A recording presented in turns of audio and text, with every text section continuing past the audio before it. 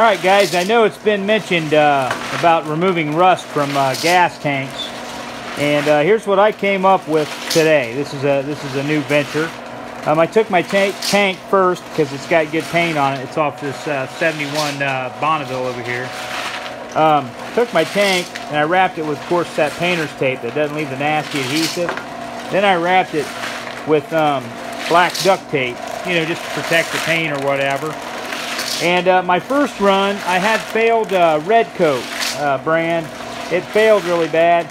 So my first run, I put acetone in it, and I used a length of chain, and I used a sink stopper over the filler hole, and I got the bottom bungs plugged up real good. I actually put you know, the right fittings in there, and got duct tape over my shower drain plug, the rubber plug or whatever.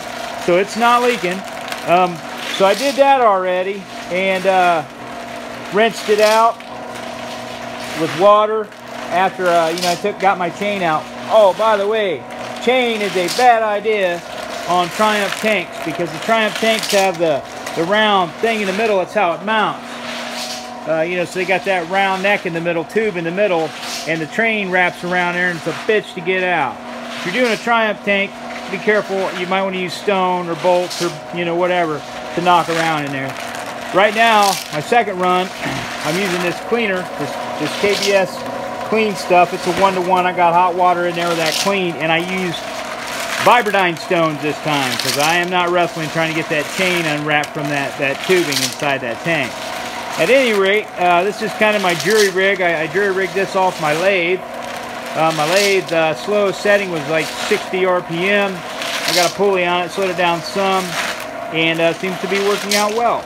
This is, like I said, this is KBS brand, a 3-step. You got a cleaner, a rust blaster, and then your sealer, gold tank sealer. So we'll see how this one goes. I'm pretty optimistic this time. I mean, I've actually went that extra step and everything. So I know there's been a lot of questions, you know, what's the best way to do it. Like I said, Red Coat did not work. POR 15, it also failed. So this time, I'm using this stuff, and I got a better tumbler system set up. So we'll see what happens. All right, fellas.